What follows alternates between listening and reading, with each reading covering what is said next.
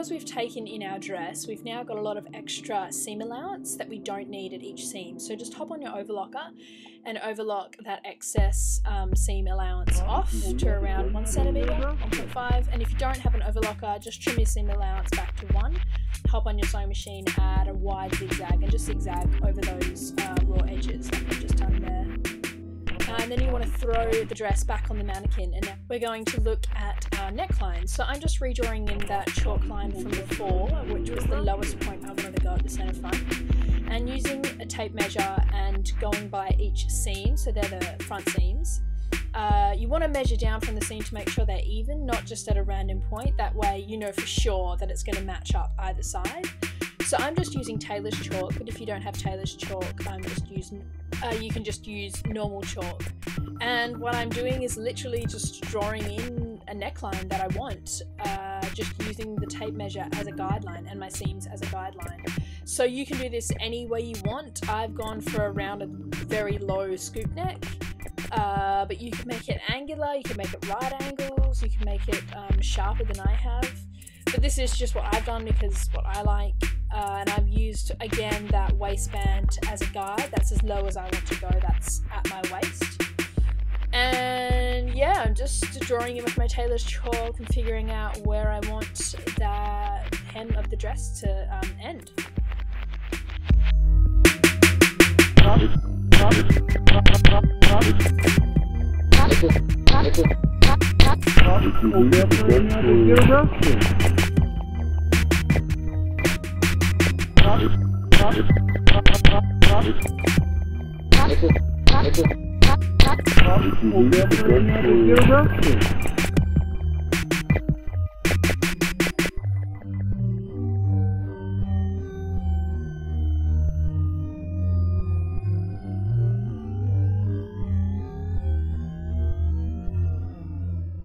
And then when you're finally happy with the neckline you've drawn in and you're sure it's all correct, that it all measures up, you just want to trim off any of the excess seam allowance. I trimmed it back to around 1 inch.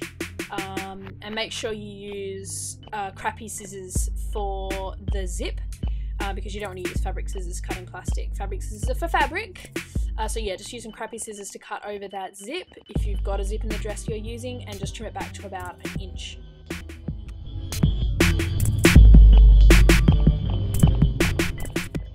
And then we just want to get that bias binding and pin along that chalk line that we just drew in before. Now, if you're unfamiliar with bias binding, you just want to pin in that top groove exactly where you want the neckline of your dress to end or start, whichever way you want to look at it.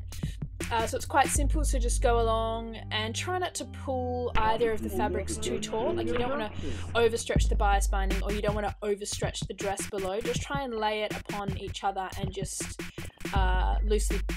tightly pin it to each other.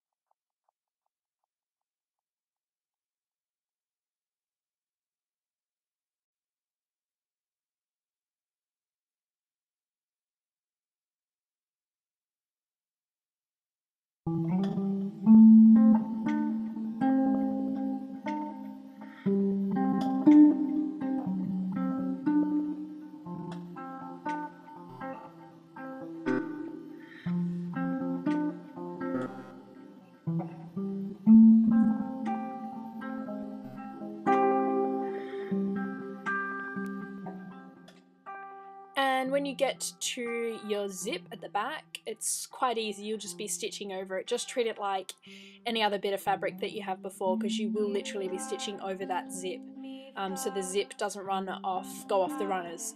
So this is what it should look like. This is what the neckline should look like just before you start stitching it. And I broke through what I had with you, for what it's worth. And then you just want to hop back on your sewing machine on around a 3 straight stitch, and just stitch along that groove, removing your pins obviously as you go, and just trying to keep the fabric sitting flat, because it will want to warp a bit when you are stitching over the bust and over that scoop neck shape that I've done. It's quite hard to, well, not hard, it's a little bit tricky to work the fabric around, so just take your time and go really slowly with this, because obviously you want it to be perfect.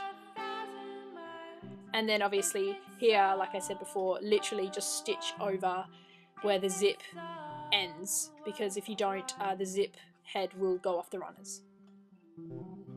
And now you just want to trim back the seam allowance of your dress. So it should be down to 1.5, which is the same as our edge of the bias binding. So just trim it back to that bias binding edge. And I should also say the width of bias binding that I'm using for this dress is 1 centimeter at finished length.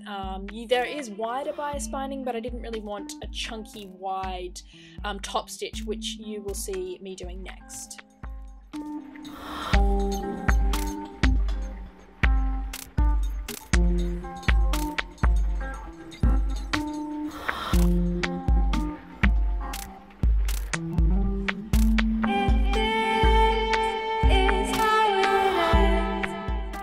So once that's all trimmed back to 0.5, you want to come in with a small pair of snips, and making sure you don't cut the stitching line that you've just made, you want to trim your seam allowance. So I've done roughly 1 inch apart.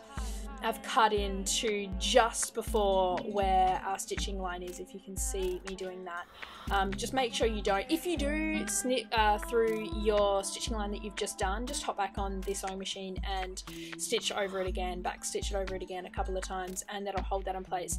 This is just because when we fold our fabric, our bias binding back over on itself, it's going to be going over a curve around our bust, and you have to trim back your seam allowance, otherwise the bias binding won't look nice. And then I'm just folding, obviously, as you can see, my bias binding under and then down.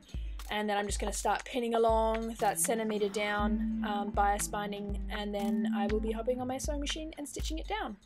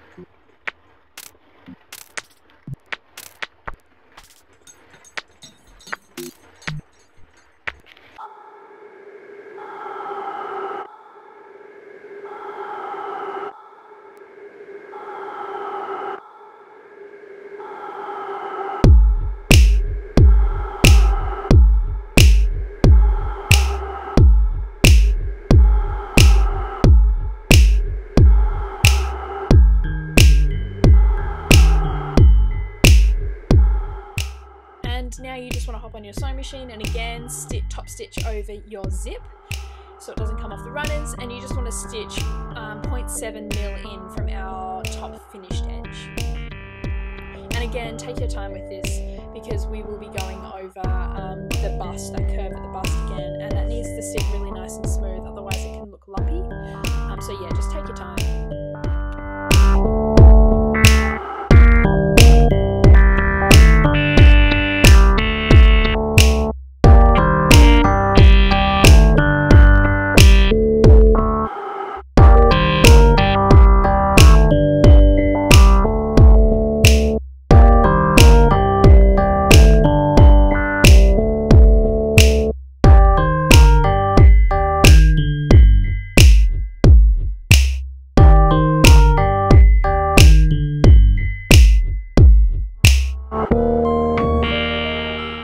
So now we want to throw on our top the right way around, and then we want to throw the dress on over the top and just roughly pin in place, trying to match up your side seams of the dress to the side seams of the shirt, and trying to not get the bust looking wonky. You just want to roughly pin it in place because a mannequin is a little bit warped well, more than a little bit. Mannequins are very different to your actual body. Obviously, everyone's body is completely different.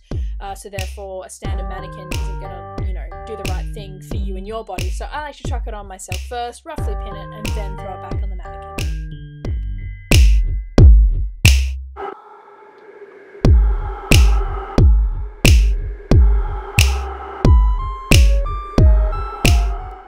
And so now you do just want to go back over and make sure everything is lining up, and pin the things that you couldn't reach before when you were just pinning it on yourself. But the two things you need to make sure you do, don't overstretch the bust. See, as I'm doing here, I'm just trying to make sure that I haven't stretched it one way too much or one way the other too much.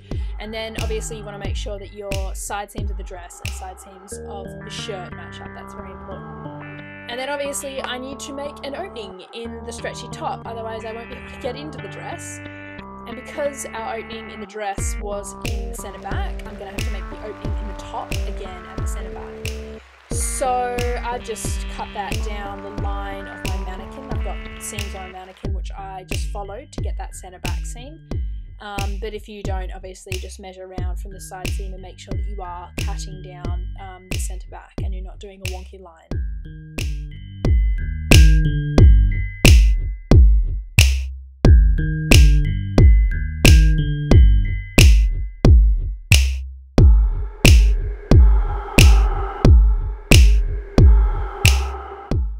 At this point, I also got rid of that extra bulky neck finishing, I guess you could call it.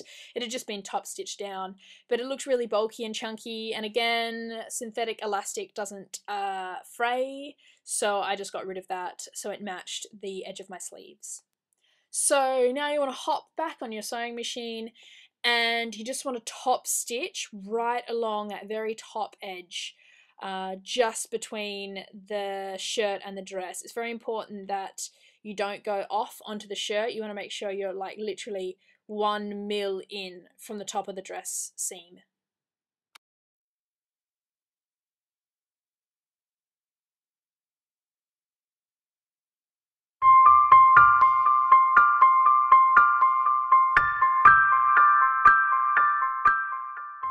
And again, take your time here because stitching over the bust, you know, it can warp a little bit. So try not to pull the stretchy top at all. Just try and let the sewing machine do its work and pull it through for you. But yeah, just take your time and don't stretch anything too much the wrong way. So thanks for watching. Again, part 3 will be quite short, but it'll be up within the week. So keep your eyes out for that. And thank you so much for watching, guys. Bye!